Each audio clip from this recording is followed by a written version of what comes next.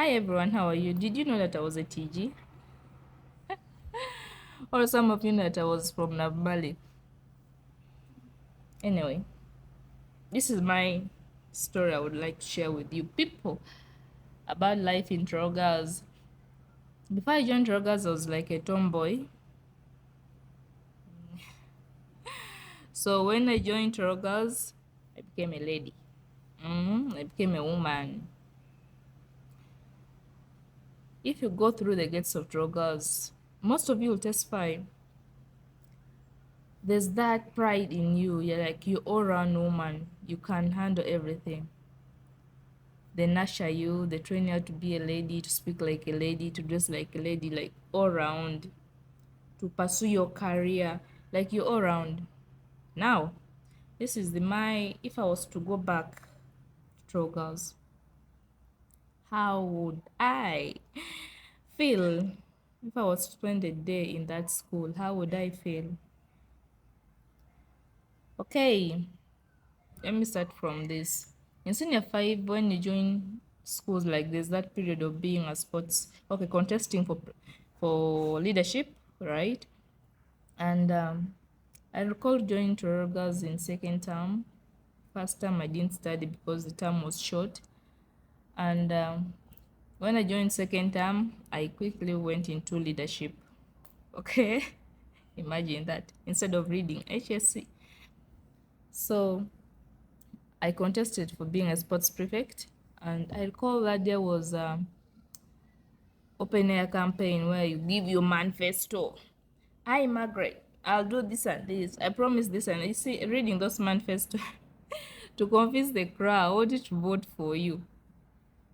Now, for me, I never had a speech. I was like trembling. How am I going to convince all these thousands of girls? And I had a colleague, Mega. Hi, Mega, wherever you are. We had to compete with her. First, she had a clipboard. She had her speech. She had what to tell people. And me, Maggie, I never had anything. So how was I going to win the crowd? Was my question. I'm going for sports prefect. I'm new in that school. Mega was known. Now for me, I was new. So Mega was the first. They called her first to give her speech, her manifesto, what she's going to do for the school, through her leadership, through her term. After the little girl reading, I said, I'm done. I'm done. I'm done. I think here is not for me. But there was just that instinct, there's that voice in me that told me, you can do it, you can do it, you can do it. So what I did is, since I'm going to be a sports prefect, I have to showcase my talent. I ran and grabbed the microphone from the MC and I said, before I set the ball rolling, guys, that statement alone made me win. I didn't have what to say, but I ran to pick the microphone. Whoever gave me the idea of the wisdom to run and pick the microphone, I said before I said the ball rolling, only knows.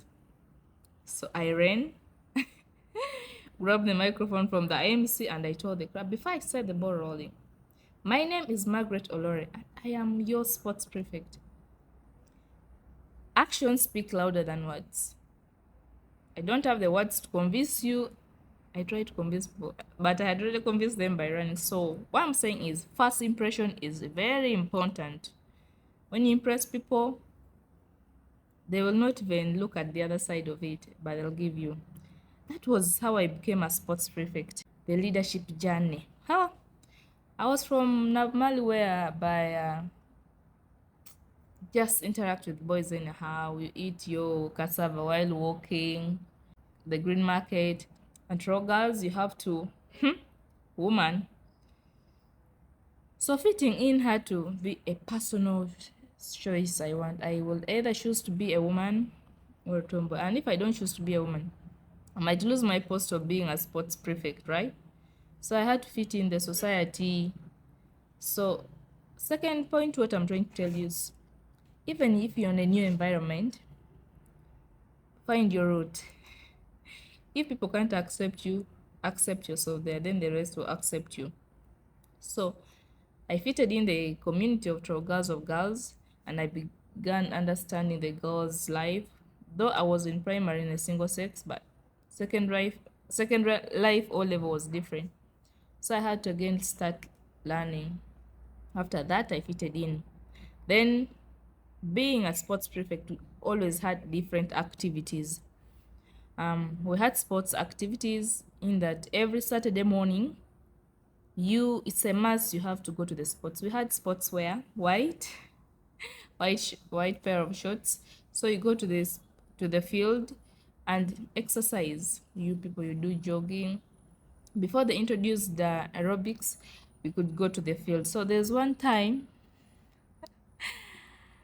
my classmates, okay, my fellow senior fives did go for jogging, and you have to give them punishment, because if you don't, you're the head of sports, you're responsible for it. You guys, I made the girls plant grass in front of our class. There was that new building constructed by the World Bank. The girls planted the grass and they gave me a name, Mother Superior. Mother Superior, I think, happened those things of convents, but I was Mother Superior and Tororo girls because one, I gave them to plant grass. Up to that, some of my friends still call me Mother Superior. So, what lesson do you learn from that? One, I think leadership is a calling, and if you're a leader, you have to sometime you have to be authoritative, okay? Because if you don't be authoritative, people just take you for granted.